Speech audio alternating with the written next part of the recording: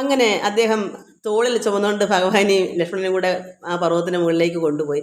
ഋഷ്യമുഖ അചലം, അചലം പർവ്വതം, ഋഷ്യമുഖ അചലം അവിടേക്ക് കൊണ്ടുചെന്ന് അപ്പോൾ സഖ്യം ചെയ്യിച്ച് അഗ്നിസാക്ഷിയായ അഗ്നി ജ്വലിപ്പിച്ച് സഖ്യം ചെയ്ത സുഹൃത്തായിട്ട് ശ്രീരാമൻ ഭഗവാന്റെ വിഷമങ്ങൾ, സീതയെ അന്വേഷിക്കുന്ന കാര്യങ്ങളൊക്കെ സുഗ്രീവൻ ചെയ്തു കൊടുക്കാമെന്നും സുഗ്രീവൻ എന്താ വേണ്ടത് വെച്ചാൽ ഇവർ അങ്ങോട്ടും ഇങ്ങോട്ടും സഹായം ചെയ്യുക, ഇതിനെല്ലാം തയ്യാറായി നിൽക്കുന്ന ഹനുമാന എന്ത് സഹായവും ചെയ്യാനായിട്ട്. അങ്ങനെ അവർ സഖ്യം ചെയ്തപ്പോൾ ആദ്യമേ ശ്രീരാമ ഭഗവാന്റെ ചരിത്രങ്ങളെല്ലാം സുഗ്രീവനെ അറിയിച്ചു. സീത എങ്ങനെ ഇവിടെ വന്ന കാര്യവും ഇങ്ങനെ തപസ് അപ്പോൾ രാവണൻ കട്ടുകൊണ്ടുപോയ കാര്യങ്ങൾ അതിനെ തിരക്കി വന്നതാണെന്നെല്ലാം പറഞ്ഞ് വിവരങ്ങൾ അറിഞ്ഞു. ദശരഥ മഹാരാജൻ്റെ പുത്രനാണ്, മൂത്ത മകനാണ് ശ്രീരാമനെന്നും ലക്ഷ്മണൻ സഹോദരനാണെന്നും സീത എൻ്റെ ഭാര്യ ഇതുപോലെ വനത്തിൽ വെച്ച് തപസ്സിന് വന്നതാണ്, അപ്പോൾ രാവണൻ കട്ടു എല്ലാം പറഞ്ഞു. എന്നിട്ട് ഇപ്പോൾ സുഗ്രീവൻ്റെ കഥ ഇനി തിരിച്ച് ഭഗവാനോട് പറഞ്ഞു കൊടുക്കുന്നതാണ് നമ്മൾ വായിച്ചുകൊണ്ടിരുന്നത്. അതായത് ബാലി ഇദ്ദേഹത്തിനെ വധിക്കുന്ന കാര്യങ്ങൾ അതെങ്ങനെ സംഭവിച്ചതൊക്കെയാണ് പറയുന്നത്. അതെന്താ ഇത് പിന്നെ ബാലിയും ഒരു അസുരനുമായിട്ട് യുദ്ധത്തിന് ക്ഷണിച്ച് ബാലിയെ ദേഷിച്ച് ക്രുദ്ധനായി ബാലി അവനോട് യുദ്ധം ചെയ്യാൻ പോയ ആരാണ്? മയൻ എന്ന് പറഞ്ഞ അസുരൻ, മായാവിയുടെ മകനായ അസുരൻ. അപ്പോൾ അങ്ങനെ ചെന്നപ്പോൾ ഈ നല്ല മുഷ്ടി ഉരുട്ടി 2 ഇടി കൊടുത്തപ്പം ഈ യുദ്ധത്തിന് വിളിച്ച ആൾ ഓടി, കൂടെ പിന്നെ ബാലിയും കൂടെ ഓടി ഒരു ഗുഹയിൽ കയറി. അപ്പോൾ പിന്നെ ബാലി പോകുന്ന കണ്ടപ്പോൾ അന്ന് ബാലിയും അനുജൻ സുഗ്രീവനായിട്ട് യാതൊരു വിഷമവും ശത്രുക്കളും അല്ലല്ലോ, ഒന്നിച്ച് ജീവിക്കുകയല്ലേ. അപ്പോൾ ജ്യേഷ്ഠൻ ഇങ്ങനെ ഓടിയപ്പം പുറകെ അനുജനും പോയി. പക്ഷേ അനുജൻ ചെന്നപ്പം ഗുഹാദ്വാരത്തിൽ കല്ല് വെച്ച് അടയ്ക്കുന്നൊരു ഗുഹയാണ് ആ വാതിൽ. അപ്പം അകത്ത് കയറിപ്പോയി ശത്രുവായ മായാവി. അങ്ങനെ ഇദ്ദേഹം ഈ ബാലി പറഞ്ഞു, ഞാൻ പോയി അവനെ കൊന്നിട്ട് വരുവോളം നീ ഇവിടെ നിൽക്കണം ഈ ഗുഹാദ്വാരത്തിൽ, അത് വാതിൽക്കൽ. ചോരയാണ് വരുന്നതെങ്കിൽ നീ ഗുഹാദ്വാരം കല്ലിട്ട് അടച്ചിട്ട് പൊയ്ക്കോളാൻ പറഞ്ഞു. കാരണം ചോര വന്ന ബാലി മരിച്ചു എന്നാണ് അർത്ഥം. മറ്റേ എതിർ കക്ഷിക്കാരൻ ഇദ്ദേഹത്തിനെ കൊന്നു എന്നാണ്. അതല്ല ക്ഷീരം പാലാണ് വരുന്നതെങ്കിൽ നീ മനസ്സിലായിക്കോണം ഇദ്ദേഹം മറ്റേയാളിനെ കൊന്നെന്ന്. അപ്പം പിന്നെ ജീവിച്ചിരിക്കുന്ന ആരാ? ബാലിയല്ലേ. ബാലിയൊക്കെ അന്നേരം കുഴപ്പമില്ലല്ലേ. പക്ഷെ ചോരയാണ് വന്നെങ്കിൽ ബാലി മരിച്ചു എന്ന് കരുതിക്കോണം. അങ്ങനെയാണ്. അങ്ങനെയാണെങ്കിൽ നീ ഈ പാറ കൊണ്ട് ഈ വാതിൽ അടച്ചിട്ട് നീ പൊയ്ക്കൊള്ളാൻ പറഞ്ഞതനുസരിച്ച് ഇദ്ദേഹം ഒരുപാട് ദിവസം മാസത്തോളം നിന്നപ്പോൾ ഒന്നും അനക്കമല്ല, ചോരയും വരുന്നില്ല, പാലാണ്, ക്ഷീരം പാലാണ്, അതൊന്നും വരുന്നില്ല. അങ്ങനെ ഇത് വേണം ഇദ്ദേഹം അടച്ചിട്ട് പോയി. കാരണം അങ്ങനെ ചോര വന്ന് അയ്യോ അപ്പോഴ് ബാലി മരിച്ചു പോയല്ലോ, ജ്യേഷ്ഠൻ മരിച്ച ദുഃഖത്തോടു കൂടി ഇദ്ദേഹം വാതിലേക്ക് ഇത് പാറയൊക്കെ വെച്ച് അടച്ചിട്ട് അദ്ദേഹം അങ്ങ് പോയി. കുറേ കാലം കഴിഞ്ഞപ്പോൾ എന്ത് വന്നു? ബാലി മഹാബലവനായിട്ട് തിരിച്ചു വന്നു, ഭയങ്കര ബലത്തോടുകൂടി വന്നു. അപ്പം കല്ലിട്ട് ഞാൻ വിലദ്വാരം, അതായത് ഈ ദ്വാരം അടച്ചത് തെറ്റായിപ്പോയി. കാരണം ബാലി ജീവിച്ചിരിക്കുകയല്ലേ, അദ്ദേഹം അറിയുന്നില്ലല്ലോ, ഈ സുഗ്രീവനത് അറിയുന്നില്ലല്ലോ, ബാലി മരിച്ചെന്നല്ലേ വിചാരം, ചോരയല്ലേ വന്നത്. അപ്പോൾ ഇദ്ദേഹം ഈ വാതിലെല്ലാം അടച്ചങ്ങ് പോയപ്പം ഈ ബാലി വലിയ ധൈര്യവാനായിട്ട് വല്ല ബലത്തോട് വന്നപ്പോൾ ഇത് സംഭവം എന്തോ അടച്ചേക്കുന്നു. അപ്പോൾ മനഃപൂർവ്വം സുഗ്രീവൻ ബാലി അധികം ചത്തോടെന്ന് കരുതി ചെയ്താന്ന് കരുതി ശത്രുക്കളായി. അങ്ങനെയാണ് ഈ പിന്നെ സുഗ്രീവൻ്റെ ഭാര്യയും വീടും എല്ലാം ബാലി കൈക്കലാക്കിയിട്ട് സുഗ്രീവനെ വധിക്കാനായിട്ട് എങ്ങും നിൽക്കകളില്ലാതൊക്കെ എങ്ങും ചെന്ന് ഇരിക്കുകയും വേണ്ട നിൽക്കുകയും വേണ്ട, ഇങ്ങനെ ഓടിക്കൂടി നടക്കുക. എവിടെ പോയാൽ ഒളിക്കാൻ പറ്റും? ബാലി അത്ര ധൈര്യശാലിയാണ്, അത്രമാത്രം വീരസ്യമുള്ളവനാ, ആരും എന്തും ചെയ്യാം. അത്ര എന്താ ഇയാളുടെ മകൻ ആരുടെയാ? പിന്നെ ദേവേന്ദ്രൻ്റെ പുത്രനാ. പക്ഷെ സുഗ്രീവൻ സൂര്യൻ്റെ പുത്രനുമാണ്. അങ്ങനെ ഇദ്ദേഹം ഒളിച്ചപ്പോൾ ഋഷ്യമുഖാചലത്തിൽ ചെന്നാൽ അവിടെ ബാലി വരത്തില്ല. കാരണം ഒരു ശാപമുണ്ട്. ബാലി അവിടെ വന്നാൽ ബാലിയുടെ തല ചിന്നച്ചെറി പൊട്ടിത്തെറിച്ച് പോകും. ആ ശാപം കൊണ്ട് ബാലി അവിടെ, അത് ജ്യേഷ്ഠനാണ്, ആ ബാലി അവിടെ ചെല്ലാത്തത് കൊണ്ട് സുഗ്രീവൻ സന്തോഷമായിട്ട് ജീവനേ ഉള്ളൂ. കാരണം ഭാര്യയില്ല, വീടില്ല, നാടും നഗരം ഒന്നും അയാൾക്കില്ല. അയാളിങ്ങനെ ഭയന്ന് ഋഷ്യമൂകാചരത്തിൽ മാത്രം 4 മന്ത്രിമാരുമായിട്ട് അവിടെ കഴിയുക. ഇദ്ദേഹത്തെ സഹായിക്കാനാണ് ഹനുമാനും മന്ത്രിമാരും. അപ്പോൾ അങ്ങനെ കഴിയുന്ന കാര്യങ്ങളെല്ലാം ഇവിടെ പറഞ്ഞതാണ്. ഈ ഭഗവാൻ ശ്രീരാമനോട് സുഗ്രീവൻ ഈ കഥകൾ പറഞ്ഞു. അതാണ് കല്ലിട്ട് ഞാൻ വിലദ്വാരം അടച്ചു, കൊല്ലുവനെന്നോർത്ത് കോപിച്ചു ബാലി. ഞാൻ കൊല്ലാൻ ചെയ്താണെന്ന് കരുതി കൊല്ലുവാൻ എന്നോടടുത്തു, എന്നെ തന്നെ അതിന് തിരിച്ചെന്നെ കൊല്ലാനായിട്ട് എൻ്റെ അടുത്തേക്ക് വരുന്നു. ഞാൻ ഭയം കൊണ്ട് നാടെല്ലായിടവും പാഞ്ഞ് ഇരിക്കരുതാഞ്ഞ് എനിക്ക് എങ്ങും ചെന്ന് ഇരിക്കാൻ പറ്റുമോ? സമാധാനമുണ്ടോ? എപ്പോഴാണ് ഇത് വരുന്നതെന്ന് അറിയോ? ബാലി കൊല്ലാനായിട്ട്. അതുകൊണ്ട് ഇദ്ദേഹം നീളേ നടന്നുഴന്നിടും ദശാന്തര എല്ലാ ദിശകളിലോട്ടും ഇദ്ദേഹം പാഞ്ഞു പാഞ്ഞു പോവുക. അപ്പോഴാണ് ബാലി വരികയില്ല അത്ര ശാപം കൊണ്ട് ഋഷ്യമുഖാച. അപ്പം മനസ്സിലായി ഇവിടെ ബാലി വരത്തില്ല. അതുകൊണ്ടാണ് ഈ പർവ്വതത്തിൻ്റെ മുകളിൽ ഇദ്ദേഹം കഴിയുന്നത്. ഋഷ്യമുഖാചലേ വന്നിരുന്നിടിനൻ, ഇവിടെ മാത്രമേ എനിക്ക് അഭയമുള്ളൂ, വേറെ എങ്ങും എനിക്ക് നിൽക്കാൻ പറ്റില്ല, ഒന്ന് ഇരിക്കാൻ പോലും പറ്റില്ല. കാരണം എപ്പോഴും ഇങ്ങനെ ഓട്ടമാണ്, പേടിച്ച് ഓടുക. അപ്പോൾ ഋഷ്യമുഖാചലത്തിൽ വന്നിരുന്നിരുന്നത് അതുകൊണ്ട് വിശ്വാസമുണ്ട് ഞാൻ വിശ്വനാഥാവിഭോ ഭഗവാനെ ശ്രീരാമ. അതുകൊണ്ട് എനിക്കിവിടെ വിശ്വാസമുണ്ട് ഇവിടെ ബാലി വരത്തില്ല. കാരണം ബാലി വന്നാൽ ബാലി എൻ്റെ മുമ്പേ മരിക്കും, തല പൊട്ടിത്തെറിച്ച് പോകും. അവിടെ അതിന് പിന്നെ വായിച്ചു വരുമ്പോൾ അത് മനസ്സിലാവും എന്താ കാരണമെന്ന്. ഇതിനൊരു കാരണമുണ്ടല്ലോ, ഏതൊരു കാര്യത്തിൻ്റെ കാരണമുണ്ടല്ലോ. അപ്പോൾ എന്താ ബാലിയുടെ തല പൊട്ടിത്തെറിക്കേണ്ട കാര്യം? അതിനൊരു കാരണമുണ്ട്, അത് നമുക്ക് വായിച്ചു പോകുമ്പോൾ മനസ്സിലാവും. ഇപ്പോൾ പറയാൻ സമയമില്ല, അന്നേരം പറയണം ഇന്നേരം പറയണ്ടേ. അതുകൊണ്ട് എനിക്കത് അറിയാം, ഞാൻ വായിച്ചു, അതുകൊണ്ട് എനിക്കറിയാം. അതുകൊണ്ട് വിശ്വനാഥ ഭഗവാനെ ശ്രീരാമ, ഇതാണ് സംഭവം. മൂഢനാം ബാലി പരിഗ്രഹിച്ചാൻ ഊഢരാഗം, അതായത് പ്രേമ വായ്പോടെ എൻ്റെ ഭാര്യയെ അയാളങ്ങെടുത്തു. അപ്പം ഇനിയിപ്പോൾ സുഗ്രീവൻ ഭയന്നിട്ട് അങ്ങോട്ട് ചെല്ലത്തില്ലല്ലോ, ഭാര്യയുടെ അടുക്ക ചെല്ലത്തില്ല, വീടില്ല, ഒന്നുമില്ല, ഒളിച്ചിരിക്കുക. അപ്പോൾ ഇവന് സന്തോഷമായിട്ട് ചേട്ടൻ ഭാര്യയും എല്ലാം അയാളങ്ങെടുത്തു. അതുകൊണ്ട് ഊഢരാഗം മമ വല്ലഭ തന്നെ, വല്ലഭ ഭാര്യ എൻ്റെ, മമ എൻ്റെ. അത് സുഗ്രീവൻ പറയും എൻ്റെ ഭാര്യയെ കൂടെ പ്രേമ വായ്പോടവൻ ഈ ബാല്യം എടുത്തു. നാടും നഗരവും പത്നിയും എന്നോട് വീടും പിരിഞ്ഞു, ദുഃഖിച്ചിരിക്കുന്നു ഞാൻ, എനിക്ക് വീടുമില്ല ഭാര്യയുമില്ല, ഞാൻ ദുഃഖിച്ച് കഷ്ടപ്പെട്ട് വലഞ്ഞിരിക്കുകയാണ് ശ്രീരാമ ഭഗവാനേന്ന് അദ്ദേഹം പറഞ്ഞു. തൊൽപാദ പങ്കേരുഹസ്പർശ കാരണാൽ ഇപ്പോൾ അതീവ സുഖമുണ്ടായി. എന്നാൽ എൻ്റെ ആ ദുഃഖങ്ങളെല്ലാം ഇപ്പോൾ പോയി. എന്താ കാരണം? ഭഗവാൻ പരമാത്മാവ് ശ്രീരാമൻ അവിടെ ചെന്ന് പാദസ്പർശനം, ഭഗവാന്റെ പാദം സ്പർശിച്ച പിന്നെ ദുഃഖം ഉണ്ടാവൂ? നമ്മളെല്ലാവരും അതിനെന്ത് വേണം?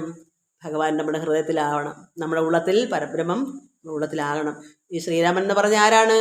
ദശരഥ മഹാരാജാവിൻ്റേത് മകനല്ല, പരബ്രഹ്മമാണ്.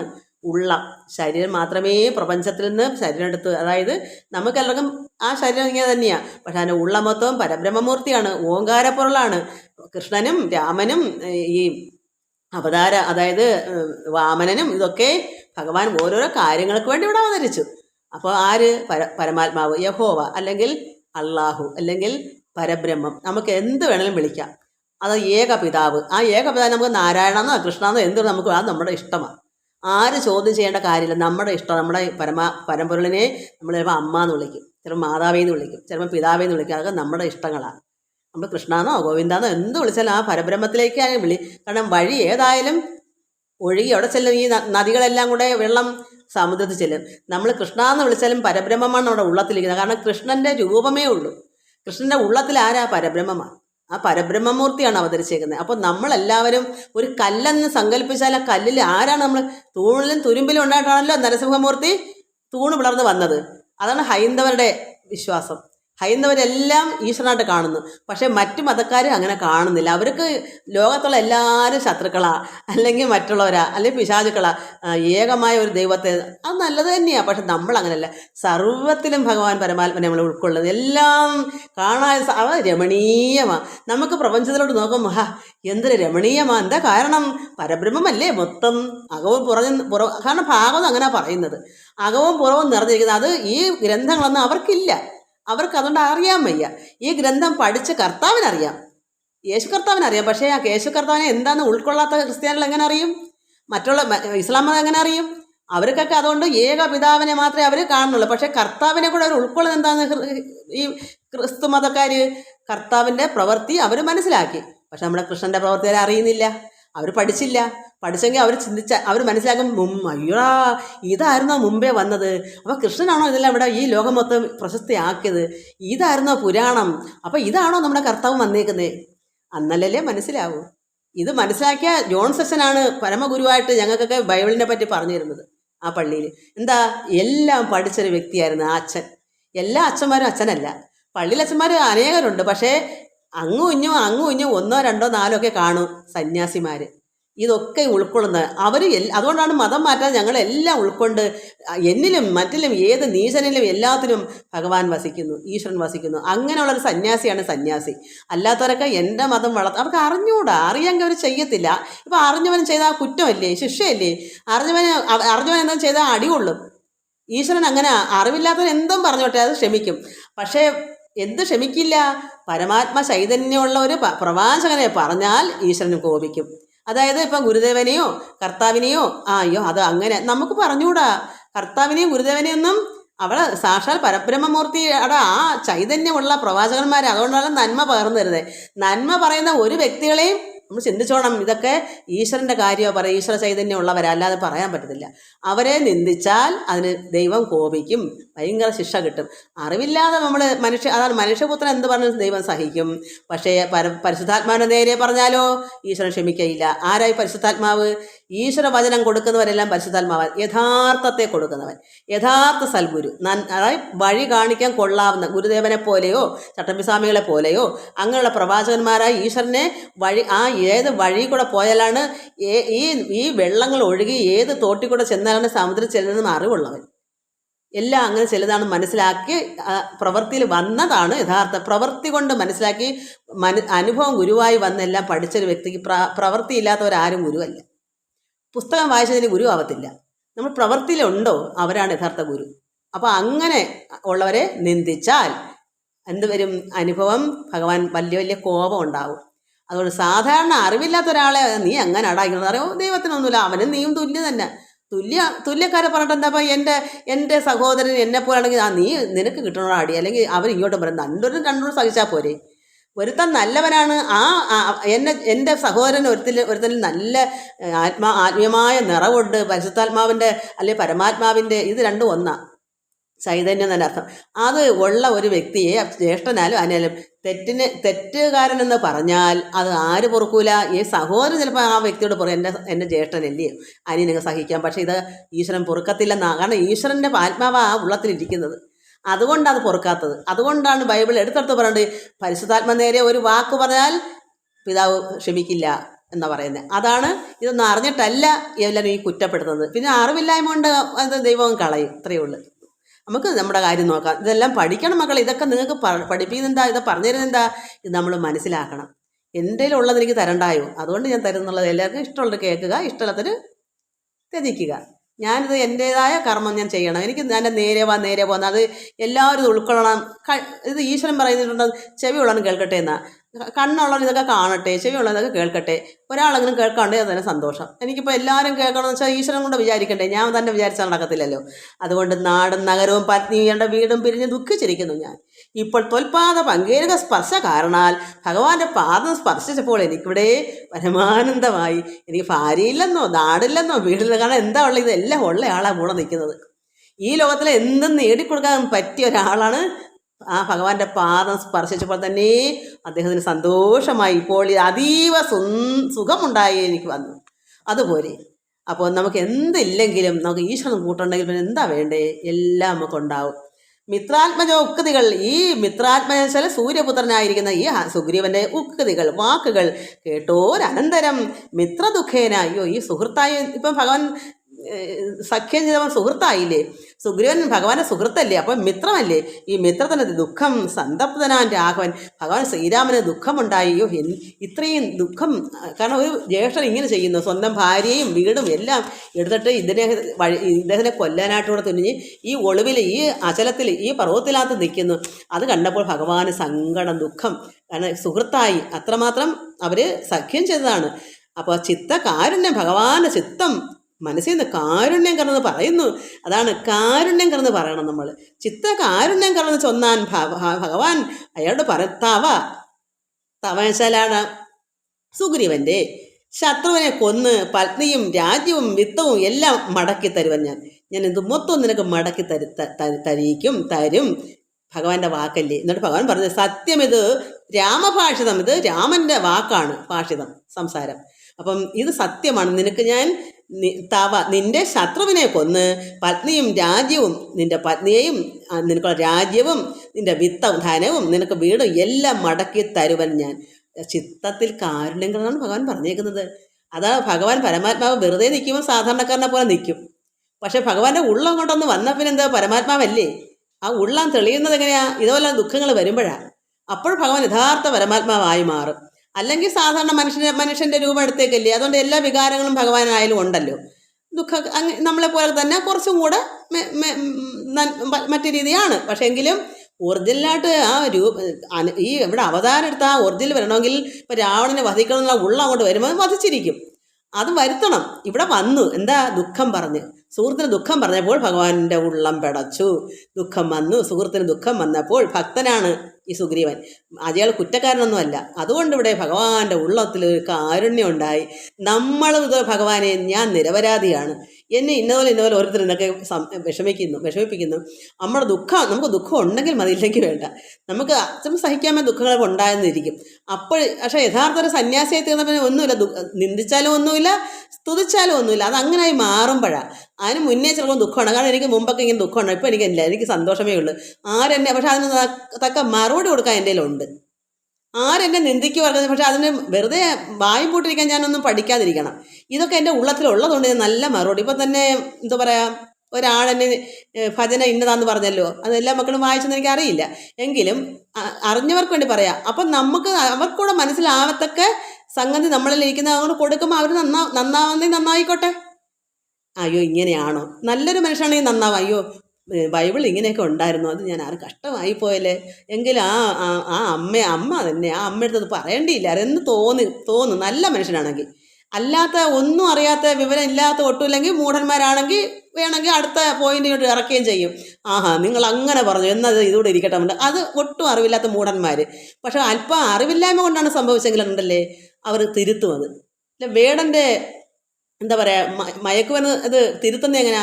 നല്ലവരങ്ങനെയാണ് അയ്യോ എനിക്ക് സംഭവിച്ചു പോയി, എനിക്കിത് തിരുത്തണം, അത് നേരിട്ട് പറയുകയും ചെയ്യും.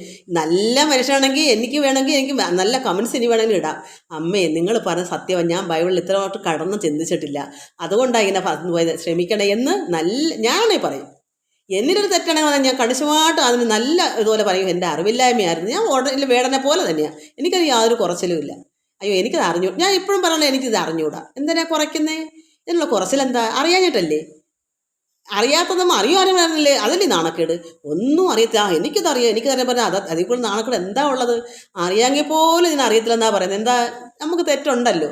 നമ്മളങ്ങനെ വേണം, താഴ്മ വേണം. ഭഗവാനും പറഞ്ഞേക്ക് എന്താ, താഴ്മയാണ് എല്ലാം, വിനയം വേണം. പക്ഷെ കാര്യം പറയുമ്പോൾ എനിക്ക് ഗൗരവം ഉണ്ടാവും എന്നുള്ളതേ ഉള്ളൂ. അത് എൻ്റെ മനസ്സിൻ്റെ അല്ല, എൻ്റെ ഇരിക്കുന്നത് എൻ്റെ എന്തോ ഒരു സ്വഭാവമാണ്.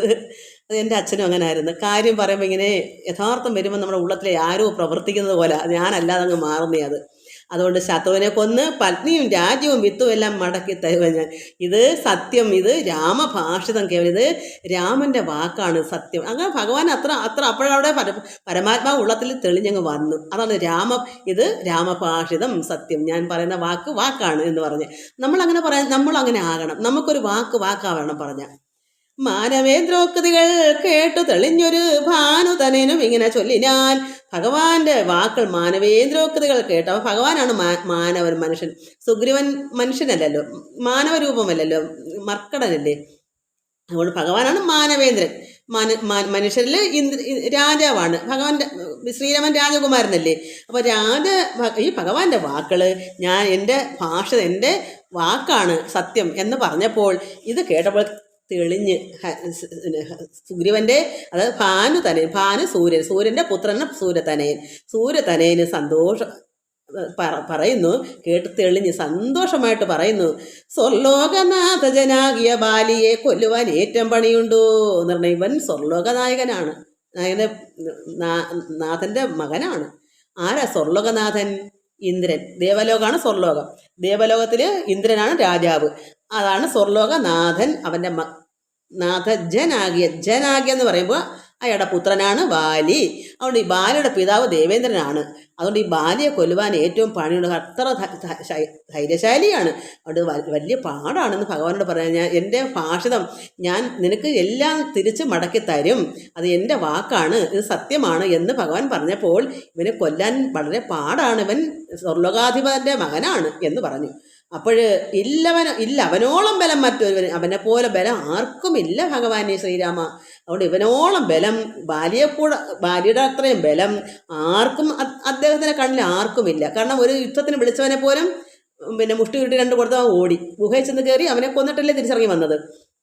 അതുകൊണ്ട് ഇവനോളം ബലം മറ്റൊരുവനും ചൊല്ലുവൻ ബാലൻ ബാഹു പരാക്രമം. ഇവൻ്റെ ബാലയുടെ ബാഹു കൈക്കുള്ള പരാക്രമം അങ്ങനെയാണ്. ഇവൻ്റെ ശക്തിയുള്ളവൻ അവൻ്റെ കൈകൾക്ക്. അതുകൊണ്ട് ഇവനെ ഒന്നും ആർക്കും ചെയ്യാൻ പറ്റില്ല. അത്രമാത്രം പണിയാണ്, വിഷമമാണ് കൊല്ലാൻ. ദുന്ദുഭിയാകും മഹാസുരൻ വന്ന് കിഷ്കിന്ധാപുര ദ്വാരി മഹിഷവേഷമായി. അതായത് ഒരു ദുന്ദുഭി എന്ന് പറയുന്ന മഹിഷൻ, പോത്താണ് മഹിഷൻ.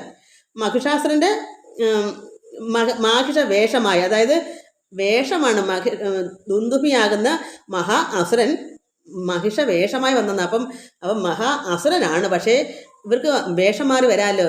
വലിയൊരു പോത്തിൻ്റെ കൊമ്പൊക്കെയുള്ള പോത്തിൻ്റെ വേഷമായി യുദ്ധത്തിനായി വിളിച്ചൊരു നേരത്ത് ഈ അസുരൻ വലിയൊരു പോത്തിൻ്റെ രൂപത്തിലാണ് വന്നേക്കുന്നത് യുദ്ധത്തിന് വിളിക്കാൻ.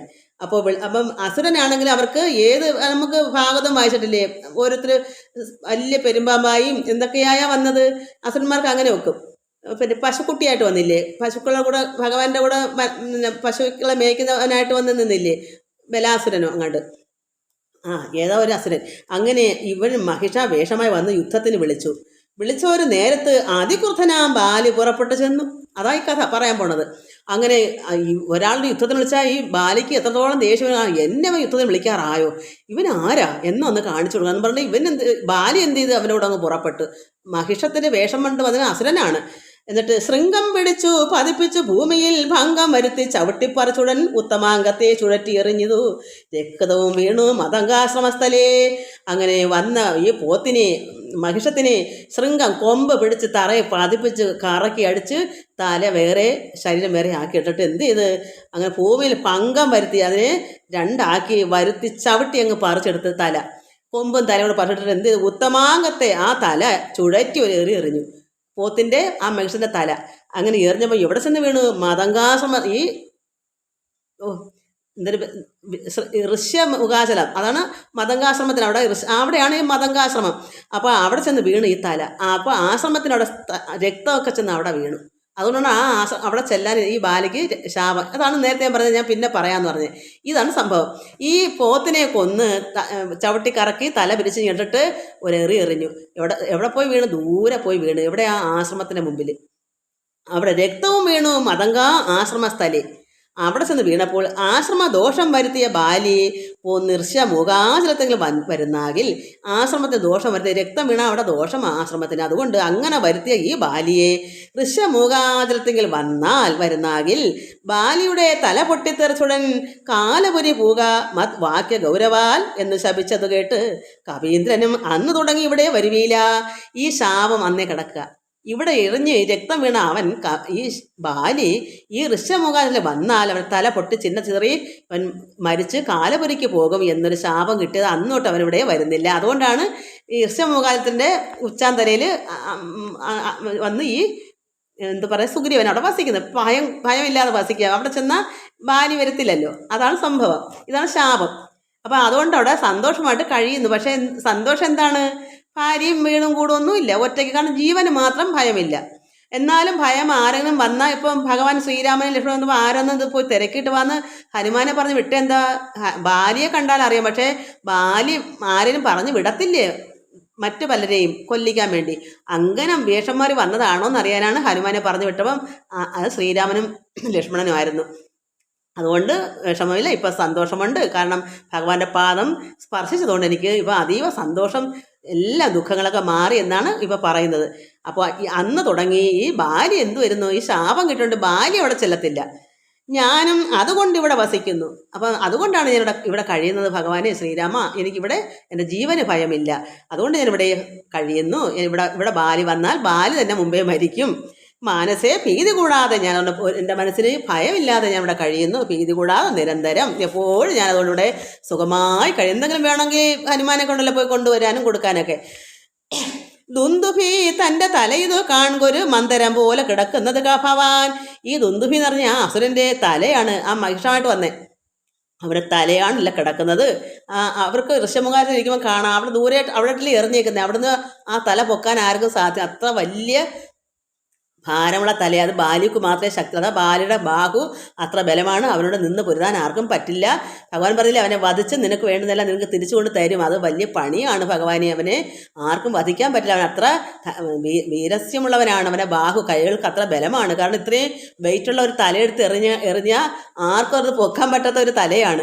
വലിയൊരു പർവ്വതം പോലത്തെ ഒരു മഹിഷമാണ്. അപ്പോൾ അങ്ങനെ ഈ മന്ദരം പോലെ ഈ പർവ്വതം പോലെ കിടക്കുന്നത് ഭഗവാൻ കാണൂ. ഇന്നിതെടുത്തെറിഞ്ഞിടുന്ന ശക്തന് ഇതാരാണ്? ഈ തലയെടുത്ത് എറിയാൻ ആർക്ക് സാധിക്കും? അങ്ങനെയുള്ള ശക്തന് കൊന്നുകൂടും കപിവീരനെ നിർണയം.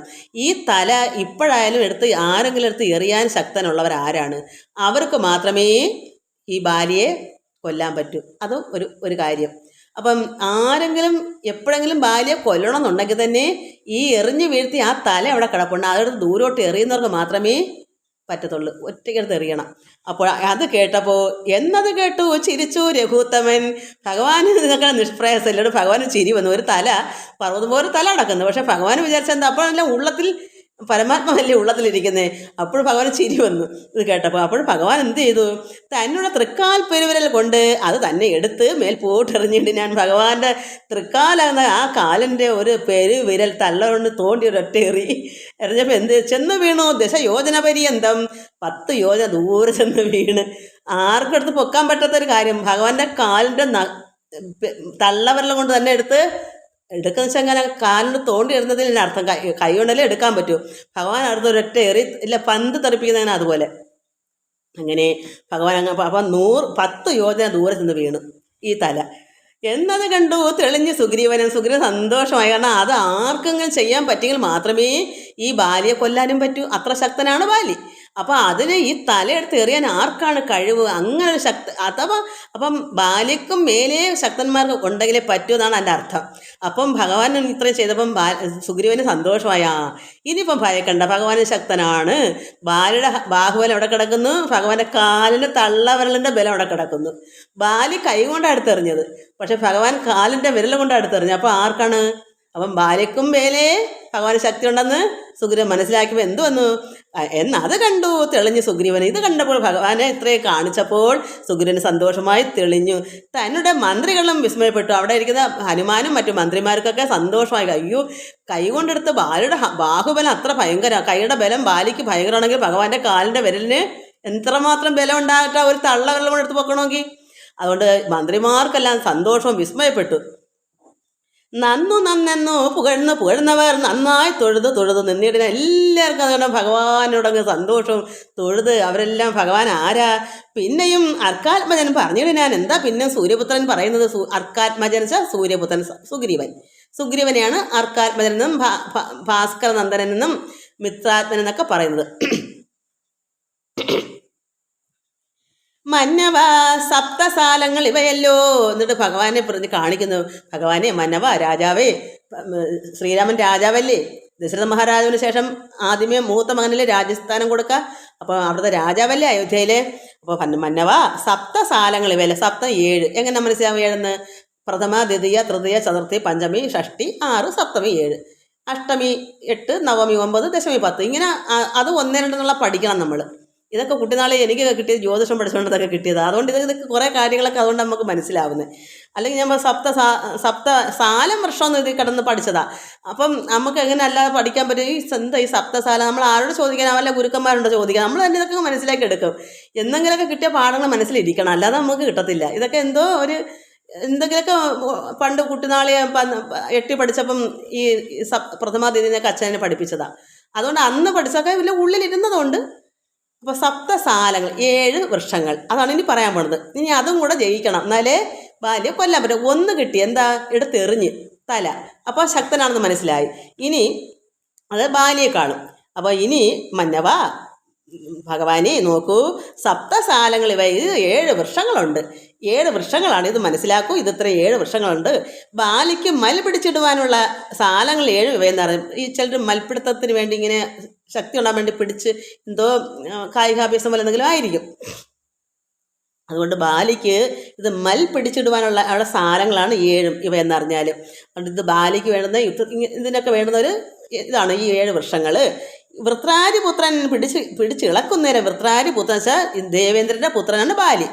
വൃത്രാരിച്ച ദേവേന്ദ്രൻ്റെ പുത്രനായ ഈ ബാലിയെ ഈ വൃക്ഷങ്ങളൊന്ന് ഇങ്ങനെ പിടിച്ചൊന്ന് അനക്കും, ഒന്ന് ഇളക്കുമ്പോൾ എന്ത് വരും? പത്രങ്ങളെല്ലാം കൊഴിഞ്ഞ് പോകും, 7ൻ്റെയും.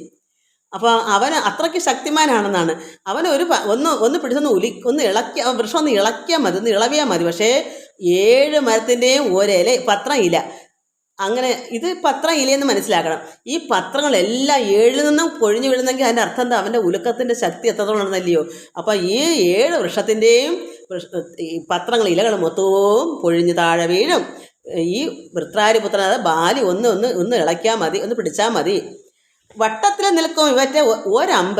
ഇത് വട്ടത്തിലാണ്, റൗണ്ടിട്ടാണ് നിൽക്കുന്ന 7 വൃക്ഷങ്ങൾ. അത് നോക്കൂ ഭഗവാൻ, ഇതെല്ലാം വൃത്തത്തിലേക്ക് 7 സാലങ്ങളാണ്, വൃക്ഷങ്ങളാണ്. ഇത് ഒന്ന് പിടിച്ചൊന്ന് ഇളക്കിയാൽ മതി, എല്ലാ ഇലകളും താഴേക്ക് വീഴും. ബാലി മാത്രമാണ്, ബാലിക്കാണ് ആ ശക്തിയുള്ളത്. അതുകൊണ്ട് ഇത് വട്ടത്തിൽ നിൽക്കും, ഇതെല്ലാം വട്ടത്തിൽ നിൽക്കുകയാണ്. ഈ വൃക്ഷത്തിന് ഇവറ്റെ ഒരേ ഒരമ്പ പൊട്ടിക്കിൽ ബാലിയെ കൊല്ലായി വരും തുടം. ഒരമ്പ ഈ 7 വൃക്ഷവും പൊട്ടണം. അതായത് നമുക്കിപ്പം ഒരു ഉദാഹരണം എന്ന് പറഞ്ഞാൽ, നമുക്ക് പലർക്കും റബ്ബറിനോട് അറിയാമെങ്കിൽ ഒരു റബ്ബറിൻ്റെ റബ്ബർ ഇങ്ങനെ നിരനിരന്നിൽ നിൽക്കുന്നത്, ഒരു റബ്ബർ അങ്ങോട്ട് വീണാൽ എല്ലാം തങ്ങളി ഒടിഞ്ഞ് ഒത്തിരി അങ്ങ് ഒടിയും, പടപടാന്ന് വീഴും. ഒന്ന് തട്ടി. അതുപോലെ എന്തോ ഒരു യുക്തിയാ. അതുപോലെ ഒരമ്പ ചെയ്യുമ്പോൾ ഈ 7 എണ്ണത്തിലും തട്ടണം, ഒറ്റ അമ്പ ചെയ്യാം. അപ്പോൾ എല്ലാം ഈ തടി പൊട്ടും. അതുകൊണ്ട് പൊട്ടിക്കിൽ, അങ്ങനെ ഒരമ്പ പൊട്ടിക്കിൽ ബാലിയെ കൊല്ലായി വരുന്നുണ്ട്. അങ്ങനെ ചെയ്യുന്ന ആൾക്ക് ഈ ബാലിയെ കൊല്ലാൻ പറ്റൂ. അപ്പം തലയെടുത്ത് എറിയുന്ന ഒന്ന് ശരിയായി, ഭഗവാൻ അത് ചെയ്തു. വിരളം കൊണ്ട് തന്നെ എടുത്തെറിയുമ്പോൾ അത് എന്തായാലും ഓക്കെ. ഇനി ഇതും കൂടെ ചെയ്താൽ മതി. അപ്പം ഇങ്ങനെ ബാലിയെ കൊല്ലണമെങ്കിൽ ഈ ഒരമ്പ് കൊണ്ട് ഈ വൃക്ഷം 7 പൊട്ടണം. സൂര്യാത്മജോ ഉക്തികൾ ഈ ദൃശ്യം കേട്ട്, അതായത് സൂര്യാത്മ വെച്ചാൽ സുഗ്രീവനാണേ, സൂര്യൻ്റെ പുത്രനാണേ. ഈ സുഗ്രീവൻ്റെ വാക്കുകൾ, ഉക്തികൾ, ആ വാക്കുകൾ കേട്ടപ്പോൾ സൂര്യാന്വയോത്ഭൂതനാകിയ, ആരാണ് സൂര്യാന്വയോത്ഭൂതൻ? സൂര്യവംശത്തിൽ പിറന്നവൻ, ഉത്ഭവിച്ചവൻ ആരാ? ശ്രീരാമൻ. അപ്പോൾ ശ്രീരാമൻ അർക്കകുലത്തിൽ അവതരിച്ചു. എന്നാൽ സുഗ്രീവൻ സൂര്യൻ്റെ പുത്രനുമാണ്. അപ്പോൾ എത്രമാത്രം ബന്ധമുണ്ട്? സൂര്യൻ്റെ പുത്രനുമാണ്. സൂര്യവംശത്തിൽ പിറന്നതാണ് പരമൻ ശ്രീരാമനും. അപ്പം ഭഗവാൻ സൂര്യാന്വയോ ഉത്ഭവിച്ച ഭഗവാൻ ശ്രീരാമൻ ചാപം കുഴിയെ കുലച്ചൊരു സായകം ശോഭയോടെ തൊടുത്ത് ഇടിഞ്ഞാൻ. ഇത് കേട്ടപ്പോൾ തന്നെ ഭഗവാൻ എന്ത് ചെയ്ത്? അമ്പ എടുത്ത് സായം ഒരു വില്ലടുത്ത് കുഴിയെ കുലച്ച് സായകം ശോഭയോടെ തൊടുത്ത് അരുളിന്. ഒരു വൃക്ഷത്തിലേക്ക് ഭഗവാൻ ഒരു അമ്പ അയച്ചു. ഒരു അമ്പ ചെയ്യുമ്പം 7 വൃക്ഷങ്ങളും പൊട്ടണം. അതുകൊണ്ട് ഭഗവാൻ അങ്ങനെ ചെയ്തപ്പോൾ സാലങ്ങൾ 7 പിളർന്ന് പുറപ്പെട്ടു, ശൈലവും ഭൂമിയും ഭേദിച്ചു. പിന്നെയും അപ്പോൾ സാലങ്ങൾ ഒരമ്പ് കൊണ്ട് വൃക്ഷങ്ങൾ 7 പൊട്ടി, ഒരു സായകമേ വിട്ടുള്ളൂ, ഒരമ്പേ ചെയ്തുള്ളൂ. അപ്പോൾ സായവും മാറിപ്പോരും. സായകം എന്ന് വെച്ചാൽ അമ്പ്, സാലം എന്ന് പറഞ്ഞാൽ വൃക്ഷം. അപ്പോൾ ഈ ഒരമ്പ് ചെയ്തപ്പോൾ ഒരു സായകം ഒന്ന് ഇട്ടപ്പോൾ തന്നെ 7 മരങ്ങളും പൊട്ടി പിളർന്ന്. എന്നിട്ട് എന്ത് ചെയ്ത്? പിളർന്ന് പുറപ്പെട്ട് ശൈലവും ഭൂമിയും ഭേദിച്ചു. അതിൻ്റെ ഊക്ക് കഴിഞ്ഞിട്ട് ശൈലം, പർവ്വതവും ഭൂമി എല്ലാം പിളർന്ന്, അത്രയ്ക്ക് ഊക്കായിരുന്നു ആ അമ്പിന്. അങ്ങനെ ബാണം ജ്വലിച്ചു തിരിച്ചു വന്ന ആശ തൻ തൂണിന് അൻപോട് പൂക്കോരാനന്ദം. എന്നിട്ട് ഇതെല്ലാം പിളർന്ന്, ഭൂമിയും പിളർന്ന് പോയിട്ട് തിരിച്ച് അമ്പ് വന്ന് എവിടെ വീണു? ഭഗവാന്റെ എവിടെ അമ്പ് ഇരിക്കുന്ന ഭാഗത്ത് തന്നെ, തൂണീരത്തിൽ തന്നെ അവിടെ തന്നെ വന്ന് ഉത്ഭവിച്ചു. തിരിച്ചിഞ്ഞ് വന്നു, അമ്പ് പോയി, ഇതെല്ലാം ചെയ്ത് പ്രവൃത്തി കഴിഞ്ഞിട്ട് ഇഞ്ഞ് തിരിച്ചു വന്നു. അപ്പോൾ എത്രമാത്രം ശക്തനാ പരമാത്മാവ് ശ്രീരാമൻ. വിസ്മൃതനായൊരു ഭാനുതനയനും. ഇത് കണ്ടപ്പോൾ ഭാനു ഇപ്പോൾ എത്ര പേരായി ഈ സൂര്യന്? ഭാനുതനയൻ, അർക്കാത്മജൻ, പിന്നെയോ എന്തൊക്കെയോ മിത്രാത്മജൻ, ഇങ്ങനെയൊക്കെ ഒത്തിരി പേര് പറഞ്ഞതല്ല സൂര്യപുത്രനെയാണ്. അപ്പോൾ സൂര്യൻ്റെ പര്യായങ്ങൾ പഠിച്ചാലേ നമുക്ക്, അല്ലെങ്കിൽ ഇതാരാ നമുക്ക് തോന്നിപ്പോവും. അതുകൊണ്ട് വിസ്മിതനായി ഇത് കണ്ടപ്പോൾ ഭാനു തന്നെ സുഗ്രീവന് ഭയങ്കര വിസ്മിതനായി. ഇതെന്തുവാ? മറ്റേത് എടുത്ത് എറിഞ്ഞത് അങ്ങനെ ഒരു വിരലും കൊണ്ട്, തള്ളവിരലും കൊണ്ട് കാലിൻ്റെ എന്നിട്ട് അതങ്ങനെ. ഇതിപ്പോൾ ഒറ്റ അമ്പ് കൊണ്ട് 7 മരങ്ങളും പൊട്ടിപ്പിളർന്ന്, ഭൂമിയും പിളർന്ന് തിരിച്ചു വന്ന് ഇവിടെ ഭഗവാന്റെ അടുക്കൽ വന്ന ആ അമ്പ്. അതുകൊണ്ട് സസ്മിതം കൂപ്പി തൊഴുത് പറയുന്നു. ഇദ്ദേഹം സുഗ്രീവൻ പറയുന്നു, വിസ്മിതനായിട്ട് പറയുന്നു, സസ്മിതം കൂപ്പി അങ്ങ് തൊഴുത് പറഞ്ഞോട്, സാക്ഷാൽ ജഗന്നാഥനാം പരമാത്മാവ്. അല്ലാതെ ആർക്ക് പറ്റും? മനുഷ്യർക്ക് പറ്റുന്നൊരു കാര്യമാണോ? സാക്ഷാൽ ഭഗവാൻ ജഗന്നാഥൻ, ജഗത്തിൻ്റെ നാഥനാണ് ഭഗവാൻ. അതോ പരമാത്മാവാകുന്ന ഭഗവാൻ സാക്ഷിഭൂതനാണ്. നമ്മളെന്തിപ്പോൾ ഈ പറയുന്നതും ഈ പ്രവർത്തിക്കുന്നതും കേൾക്കുന്നതും ഇതുമൊക്കെ എന്തെല്ലാം നമ്മുടെ ഈ പ്രപഞ്ചത്തിലുള്ളത് എല്ലാം സാക്ഷി ആരാ? ഈ പരമാത്മാവാണ് സാക്ഷി. അല്ലാതെ ആരാ ഉള്ളത്? നമ്മൾ ഈ പറയുന്നത് കേൾക്കാൻ ആരാ ഉള്ളത്? ആരെങ്കിലും ഉണ്ടോ? ഇതിപ്പോൾ ഞാൻ ഇവിടെ പറയുന്ന ഇവിടെ ഭഗവാനല്ലാതെ മറ്റാരും ഏറ്റെടുക്കലില്ല. ഞാൻ ഒറ്റയ്ക്കൂടെ ഇരിക്കുക. പിന്നെ ഇത് അങ്ങോട്ട് വരുമ്പോൾ യൂട്യൂബിൽ ഇട്ടല്ലേ മക്കളെ നിങ്ങൾ കേൾക്കത്തുള്ളൂ. ഇവിടെ ഇപ്പോൾ എന്നെ കൊണ്ട് ചെയ്യിക്കുന്ന പരമാത്മാവ് തന്നെയാണ്, ഇത് കേൾക്കുന്നതും ഭഗവാൻ തന്നെയാണ്. ആ പരബ്രഹ്മൂർത്തി എന്നെ ഇതിന് സാക്ഷിയായിട്ട് നിൽക്കുന്നതിൽ ഇവിടെ ആരും മറ്റു സാക്ഷിക്കാരില്ല. എൻ്റെ ഉള്ളത്തിൽ തന്നെ അതിരുന്ന് കാണുന്നു, കേൾക്കുന്നു, എന്നോട് പറയിപ്പിക്കുന്നു, ഞാനിതൊക്കെ സന്തോഷിച്ച് ഇരുന്നു. അപ്പോൾ സാക്ഷാൽ ജഗന്നാഥനാം പരമാത്മാവ് സാക്ഷിഭൂതൻ നിന്തിരുവടി നിർണയം. അദ്ദേഹത്തിന് മനസ്സിലായത് ഭഗവാൻ സാക്ഷാൽ നിന്തിരുവടിയാണ്, പരബ്രഹ്മമൂർത്തിയാണ്, ഇത് സാക്ഷാൽ ഭഗവാൻ സാക്ഷിഭൂതനാണ്, ഇതല്ലാതെ മറ്റാരും അല്ലെന്ന് വ്യക്തമായി തെളിയിച്ചു കൊടുത്തു ഭഗവാൻ. ആരെക്കൊണ്ട് സാധ്യം? ഈ എടുക്കാൻ പറ്റാത്ത തല ഒരു തള്ള കൊണ്ടെടുത്തെറിയാനും ഈ ഒരമ്പെയ്ത് 7 മരങ്ങളും പൊട്ടിച്ച് തിരിച്ചു വരാനും ഇതൊക്കെ ആരെക്കൊണ്ട് സാധിക്കും? പരമാത്മാവിനല്ലാതെ. അവർ സാക്ഷാൽ ജഗന്നാഥനാം പരമാത്മാവ് സാക്ഷിബോധൻ നെന്തിരുവടി നിർണയം. പണ്ടു ഞാൻ ചെയ്തൊരു പുണ്യഫലോദയം കൊണ്ട് കാണുവാനും എനിക്ക് യോഗം വന്നു.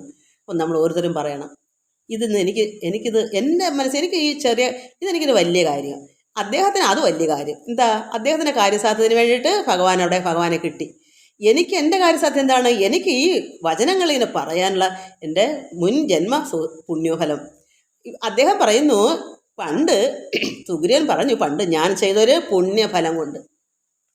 ഞാൻ പറയുന്നു, എൻ്റെ വയസ്സുകാലത്ത് എനിക്കിത് ആനന്ദിക്കാൻ, ഇത് പറയാനും ഇത് സന്തോഷിക്കാനും ഇത് മക്കൾക്ക് കൊടുക്കാനും ഞാൻ പണ്ട് ചെയ്ത സുഹൃതം.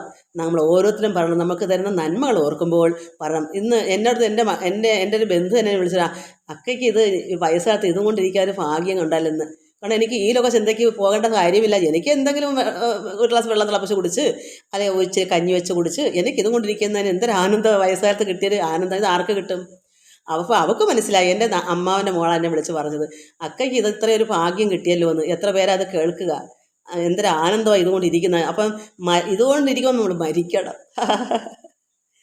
ഇതും കൊണ്ടിരിക്കുമ്പോൾ നമ്മൾ മരിക്കണം. ഒരു ഭാഗ്യം ഉണ്ടാവണം. പക്ഷെ നമ്മൾ ഇതിപ്പം എത്ര നാളിനി ഞാൻ കിടക്കുന്നതെന്നോ എവിടെ കിടക്കുന്നോ നമുക്കറിയില്ലല്ലോ. പക്ഷേ ഇതുപോലെ ഇരിക്കുമ്പോൾ വേണം മരിക്കാൻ. അല്ലെങ്കിൽ ഇത് നിർത്തിയാൽ നമ്മളെ ഉള്ളം എപ്പോഴും അങ്ങനെ ഇരിക്കണമല്ലോ. ഭഗവാൻ മനസ്സുകൊണ്ട് ചിന്തിച്ചാൽ മതിയല്ലോ. അതുകൊണ്ട് ഈ ഞാനിത് പറയുന്നു, പണ്ട് ഞാൻ ചെയ്തൊരു പുണ്യഫലോദയം കൊണ്ട് കാണുവാനും എനിക്ക് യോഗം വന്നു. ഞാനിത് പറയാൻ അദ്ദേഹം പറയും, എനിക്കിത് കാണുവാൻ ഭാഗ്യം വന്നു. ഭഗവാനെ കാണാൻ ഞാൻ എൻ്റെ ഉള്ളത്തിൻ്റെ ഭഗവാനെ കണ്ടുകൊണ്ട് തന്നെയാണ് ഞാനിത് ചെയ്യുന്നത്. അത് ഇത് ഭഗവാന്റെ വചനങ്ങളല്ലേ, അത് ഞാൻ ചെയ്ത പുണ്യം കൊണ്ട് എനിക്കും കിട്ടിയത് എനിക്ക് പറഞ്ഞു. അങ്ങനെ നിങ്ങൾ ഓരോരുത്തരും പറയണം. ഈ ലോകത്തിൽ നന്മയായാലും എന്ത് ലോകം, ഇപ്പോൾ ഇത് കേൾക്കാനുള്ള അവസരമായാലും അല്ലെങ്കിൽ തന്നെ നമുക്കൊരു കഷ്ടപ്പെട്ട് നമുക്ക് എന്തെങ്കിലും ഒരു കാര്യത്തിന് നമ്മൾ കഷ്ടപ്പെട്ട് ഭഗവാനെ എനിക്ക് എന്തെങ്കിലും ഒരു വിഷമങ്ങൾ മാറ്റിത്തരണേ, നമുക്ക് ഒരു വീടോ കൂടോ എന്തോ ആയിക്കോട്ടെ, ഈ ലോകത്തിലെ സർവ്വതായാലും മതി. അയ്യോ എനിക്കത് ഭഗവാൻ തന്നല്ലോ. എൻ്റെ മക്കളും വിളിച്ച് പറയാറുണ്ടല്ലോ, എനിക്ക് അങ്ങനെ ആയി അമ്മേ, ഇങ്ങനെ വന്ന് ഞാൻ കുട്ടിനാളിലെ എനിക്ക് ദൈവികം ഉണ്ടായിരുന്നു, ഞാനിത് വായിക്കുമായിരുന്നു, ഇപ്പം എനിക്ക് അമ്മയുടെ ഇത് കിട്ടിയ ഒത്തിരികൂടെ സന്തോഷം, എനിക്ക് ഇന്ന രീതിയിൽ ഞാൻ ജീവിച്ചോളാണ്, എനിക്കിപ്പം പരമാനന്ദത്തിൽ എല്ലാവർക്കും എത്രമാത്രം സന്തോഷം, അതുപോലെയുള്ള നമ്മൾ വിചാരിച്ചിരിക്കാത്ത ചില കാര്യങ്ങൾ. അപ്പം നമുക്കത് സന്തോഷമല്ലേ. എന്താ കാരണം? കഴിഞ്ഞ ജന്മത്തെ സുഹൃതം. അപ്പോൾ ഭഗവാനോട് നന്ദി പറയണ്ടേ? ഭഗവാനെ എനിക്കിപ്പോൾ ഇതെല്ലാം കിട്ടിയല്ലോ, ഞാൻ എന്താ പറയുക, എനിക്കും ഇതെല്ലാം ഇത് പറയാനുള്ള അവസരം നമ്മൾ എനിക്കും പറയണ്ടേ? ഇതിനാണ് നമ്മളിതൊക്കെ വായിച്ചു പഠിക്കുന്നത്. അതുകൊണ്ട് പണ്ട് ഞാൻ ചെയ്തൊരു പുണ്യഫലോദയം കൊണ്ട് കാണുവാനും എനിക്ക് യോഗമെന്ന് ഭഗവാനെ കാണാനും ഇതെല്ലാം കണ്ട് മനസ്സിലാക്കാനും ജന്മ മരണം നിവൃത്തി വരുത്തുവാൻ നിർമ്മലന്മാർ ഭജിക്കുന്ന ഭവൽപദം. ജനിച്ചു മരിക്കുന്നതുകൊണ്ടുള്ള ആ ഒരു മോക്ഷത്തിലേക്ക് നമ്മൾ അമരനായി തീർന്നെങ്കിലേ നമുക്ക് ജനന മരണം നിൽക്കത്തുള്ളൂ. ജനിച്ചവന് മരിച്ചല്ലേ വെക്കൂ, നമ്മളപ്പോൾ എന്ത് വേണം? ജനിക്കാതിരിക്കണം. അതുകൊണ്ട് ജന്മ മരണം നിവൃത്തി വരുത്തുവാൻ നിർമ്മലന്മാർ ഭജിക്കുന്നു ഭവൽപദം. ഭഗവാൻ പരമാത്മാവിനെ നമ്മളെല്ലാം ഭജിക്കുന്ന എന്തിനാണ്? നമുക്കിനി ജനിക്കാനും വേണ്ട മരിക്കുകയും വേണം. ജനിച്ചാലല്ലേ മരിക്കത്തുള്ളൂ. എന്തായാലും ജനിച്ചു പോയതിന് എന്തായാലും ഭഗവാനിലേക്ക് അങ്ങ് ചേർന്നാൽ പിന്നെ നമുക്ക് ഇനി ജനനം ഉണ്ടാവണ്ടല്ലോ. അതുകൊണ്ട് നമ്മൾ ഇപ്പോഴെന്ത് ചെയ്യണം? നമ്മളിനി ജനിക്കാതിരിക്കാൻ നമ്മൾ അമരനായി തീരണം. അപ്പോഴെന്താ? നമ്മൾ മരിക്കരുത്. ഇപ്പം മരിച്ചാൽ ജനിക്കും. ഇപ്പോൾ നമ്മൾ എന്ത് ചെയ്യണം? ശരീരത്തിന് പോകാം, ശരീരം പോകും. പക്ഷെ നമ്മുടെ പരമാത്മാവിൽ ലയിക്കണം. നമ്മുടെ നമ്മളിലുള്ള ജീവാത്മാവ് പരനിൽ ചേരണം. അങ്ങനെ നമുക്കിനി പിന്നെ ഇപ്പം തന്നെ മരണം നിർന്നു അമരനായി മാറും. അമരനായി മാറില്ലേ നമ്മൾ മരിക്കും. എന്നുവെച്ചാൽ ഈശ്വരനെ അറിയാണ്ട് മൃഗങ്ങളെ പോലെ നമ്മൾ മരിക്കും. മരിച്ചാൽ നമ്മൾ ഈ കർമ്മത്തിൻ്റെ ഫലം കൊണ്ടാണ് വീണ്ടും ജനിച്ചു വരുന്നത്. പിന്നെ ജനിച്ചല്ലേ പറ്റൂ. അപ്പോൾ എന്ത് വേണം, മരിക്കാതിരിക്കാൻ എന്ത് വേണം, നമ്മൾ നല്ല പ്രവൃത്തി ചെയ്യുന്ന ജോലികളെല്ലാം ഭഗവാനിൽ അർപ്പിച്ച് ഫലം ആഗ്രഹിക്കാതെ, കാരണം കർമ്മം കിടക്കാതിരിക്കാൻ. ഫലം ആഗ്രഹിച്ചാൽ നമ്മളെ കർമ്മത്തിന് വേണ്ടി ഇനിയും വരേണ്ടി വരും. ഇപ്പം ആഗ്രഹിക്കുന്ന ഫലത്തിന് വേണ്ടി ഇപ്പം തന്നെ കഴിഞ്ഞ ജന്മത്തിൻ്റെ സുഹൃതം, ആ സുഹൃതം ഇതുപോലെ വരണമെന്നുണ്ട്. അതുകൊണ്ടാണ് നമ്മൾ വന്നത്. ഇതൊന്നും വേണ്ട, ഇനി ഒരു ജന്മമേ വേണ്ടെങ്കിൽ നമുക്ക് ഇനി ഇത് പറഞ്ഞു കൊടുക്കണമെന്ന് ആഗ്രഹമേ ഒന്നുമില്ല. ഈ ജന്മം ഇങ്ങനെ അങ്ങ് നടന്ന് പോവുക, നിർത്തുക. ഇനി ഒരു വരും ജന്മത്തിലേക്ക് അത് വേണമെന്ന് ആഗ്രഹിച്ചാലേ വരത്തുള്ളൂ. ഇത് ഇന്ന് കണ്ടാലേ ഇന്ന് വാഴ്ത്തുന്നു, ഇന്നത് നാളെ ഇത് പറഞ്ഞു കൊടുക്കണമെന്ന് ചിന്തിക്കരുത്.